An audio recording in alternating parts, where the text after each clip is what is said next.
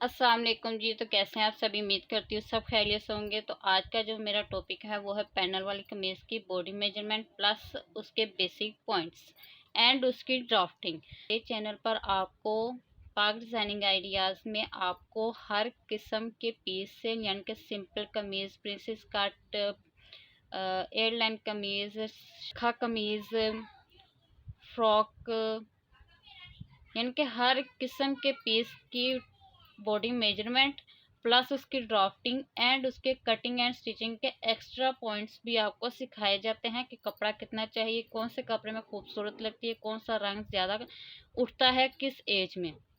हर चीज़ में गाइड करने की कोशिश कर रही हूँ। और हमें इस कमीज़ के लिए लंबा नाप किन किन चीज़ों के चाहिए होते हैं।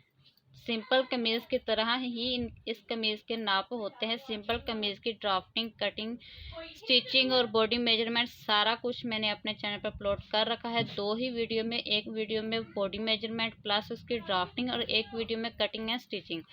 नाप हो तो हमें हर चीज़ यानी कि नाप अगर हमारे पास हो तो हमें ड्राफ्ट करना बिल्कुल इजी रहता है, और अगर ड्राफ्ट हो तो हमारी कटिंग बहुत ही आसान और परफेक्ट होती है। और अगर कटिंग हमारी परफेक्ट हो तो स्टिचिंग फिनिशिंग के साथ हमारी निकलती है।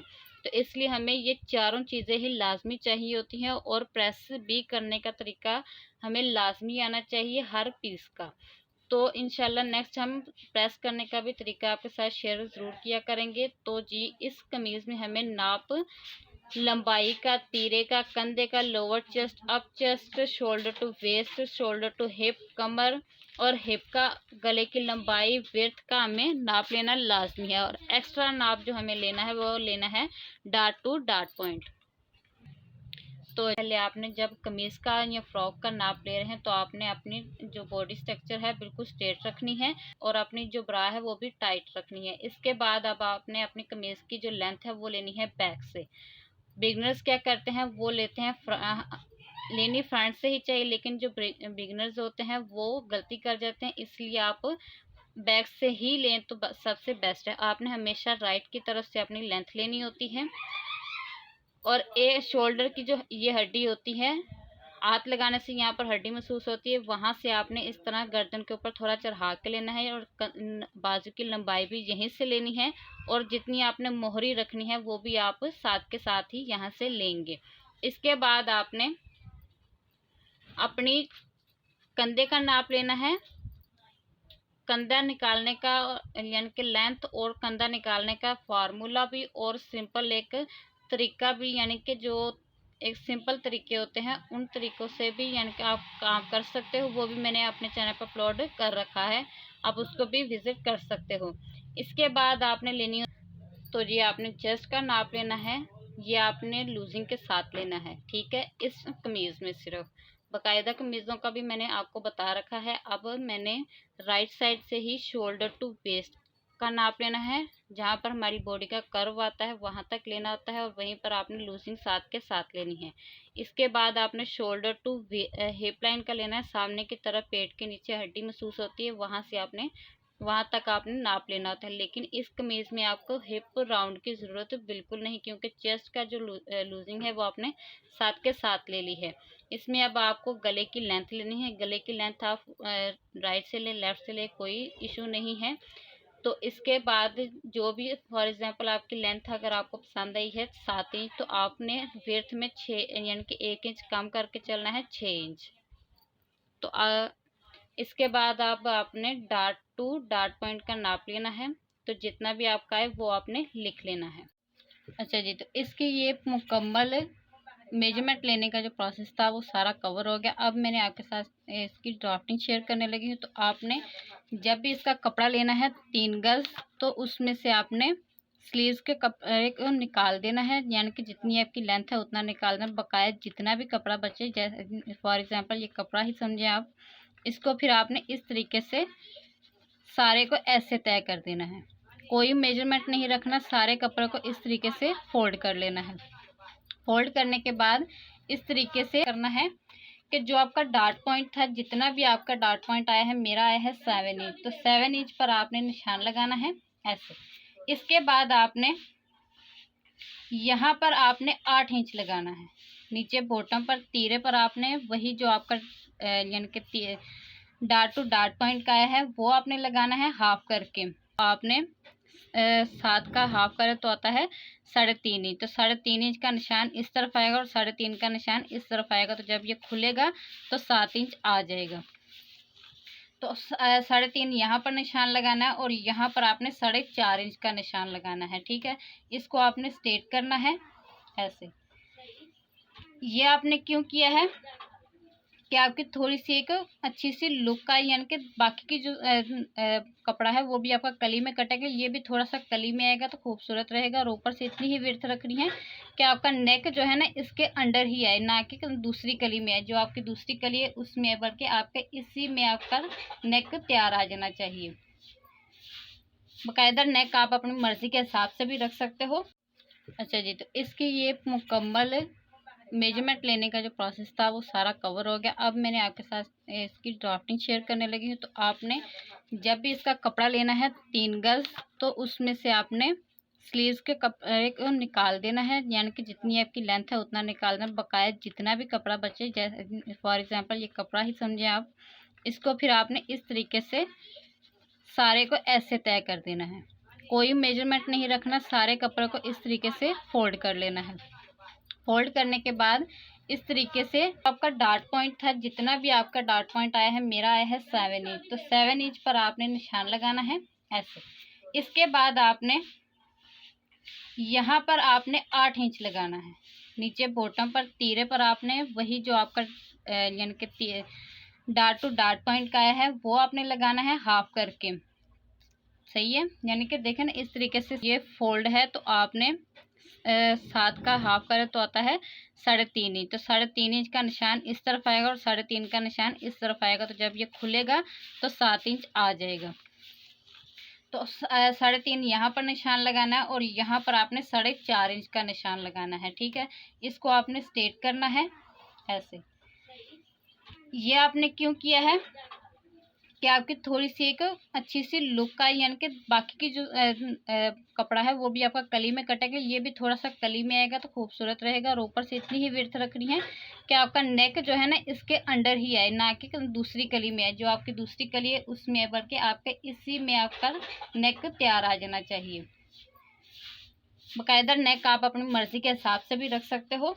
इसमें अब जब आपने इसकी कटिंग करनी है ना, तो इसमें आपने 1/2 इंच सिलाई मार्जिन लाजमी रखना है। ठीक है, इसमें 1/2 इंच सिलाई मार्जिन रख के कट करना है, ताकि तैयार आपका 7 इंच आए। अगर नहीं रखेंगे तो आपका 6 इंच तैयार आएगा। आपने इसलिए इसमें सिलाई मार्जिन लाजमी रखना है। ठीक है, अच्छा जी, इस तरीके से आपने फिर इसकी कटिंग कर लेनी। कटिंग करने के बाद जो आपका बाकी का कपड़ा है, जैसे कि ये देखें, ये आपकी कली है, जो ये आपकी 2 कलियां कट होती हैं। ठीक है, जब ये ओपन होती हैं तो ये 2 कलियां होती हैं। बकाया का जो आपका कपड़ा है वह उसको आपने 8 टाइम, यानी कि आपने इसके अब 8 तय बनानी है। तो 8 तय कैसे बनेगी, जो आपका बाकी जितना भी कपड़ा बचे, यानी कि ये वाला जो कपड़ा बचे, इसको आपने ऐसे का ऐसे ही फोल्ड कर लेना है। ठीक है, ये आपका 8 टाइम फोल्ड हो गया है और ये तय आपकी 8 आई हैं। अब इस तरीके से करने के बाद फॉर एग्जांपल कि ये आपका 8 तय रख ली है मैंने। अच्छा जी, अब आपका तीरा था 14 इंच। ठीक है, 14 इंच मेरा तीरा था, जिसमें से मेरा 7 इंच निकल गया है दरमियान की कली का। ठीक है, अब मेरे पास जो बाकी का बचा है वो बचा है 7 इंच। और इसके साइडों में जो शोल्डर का जो स्टिच का मार्जिन रहेगा वो लाजमी हमने लेना होता है। तो आपने वो भी ऐड करना है। तो 8 इंच मेरा दोनों तरफ 1/2 इंच दबेगा, तो 8 इंच मेरा बाकी का बच गया है। अब 8 इंच को आपने 2 टाइम डिवाइड करना है। ठीक है, यानी कि 2 दफ़ा आपने करना है। जब मैं इसको खोलूंगी तो ये मेरी 8 कलियां कटेंगी। 8 कलियां 2 इस तरफ, 2 यानी कि इस तरीके से जब हमारा ये ओपन होएगा तो 2 कलियां इस तरफ जुड़ेंगी और 2 कलियां इस तरफ जुड़ेंगी। तो ये मेरी 4 आगे और 4 बैक की तरफ जॉइंट होंगी। तो ये मेरी 8 कलियों वाली कमीज तैयार आएगी। तो इसलिए मुझे इसको 2 टाइम डिवाइड करना है। ठीक है, तो मेरे पास आएगा 4 इंच। तो 4 इंच मेरे पास ये आ गया। ये जो निशान होता है ये इंच का होता है, ठीक है, इसलिए आप भी इसको अगर लगाना चाहें तो ये आप लगा सकते हो, ये इंच का निशान होता है, ठीक है। 4 इंच का करना है। अब जो मैंने ये 8 तय लगा रखी थी, अब इसका मैंने दरमियान करना है, ठीक है। दरमियान करने के बाद अब मैंने इसका स्ट्रेट लाइन लगा लेनी है, ताकि मुझे अंदाज़ा रहे कि दरमियान मेरा कलियों का ये आ गया है। अब आपने जो ये हमारे 4 इंच आए हैं, वो आपने इस दरमियान वाली लाइन से 2 इंच इस तरफ और 2 इंच इस तरफ, यानी कि 2 इंच इस तरफ और 2 इंच इस तरफ निशान लगाएंगे। कहाँ तक? शोल्डर टू वेस्ट लाइन तक, ठीक है। यहाँ तक आपने इसको स्ट्रेट कर देना है। ऐसे स्ट्रेट करने के बाद आपने बिल्कुल ऐसे सीधी लाइनें खींच लेनी है इस तरीके से। तो ये आपका शोल्डर से कमर तक आपका बिल्कुल सीधा रहता है। इसके बाद जो आपका नीचे बॉटम यानी कि घेरा है, वो आप कितना इनफ आप 8 इंच रख सकते हैं। इससे ज़्यादा आप रखेंगे तो वो खूबसूरत नहीं लगता, वो फिर फ्रॉक वाली लुक आती है। लेकिन हमें कमीज़ बनानी है, इसलिए हमें इसमें नॉर्मल सा ही फेयर रखना बेहतर रहेगा। तो नीचे हम 8 इंच रखेंगे, ऊपर हमारा 4 इंच है, नीचे 8 इंच है। तो इस तरीके से इसको हमने ऐसे मिला देना है, ठीक है।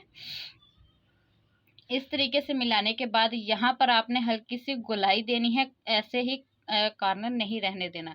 अब इसमें आपने हाफ इंच जो सिलाई मार्जिन का था वो भी हमारा ऐड हो चुका है, मैंने ये अंडरलाइन कर दिया है। ये मेरा सिलाई मार्जिन जाएगा, बाकी मेरे पास ये तैयार 3 इंच आ जाएगा।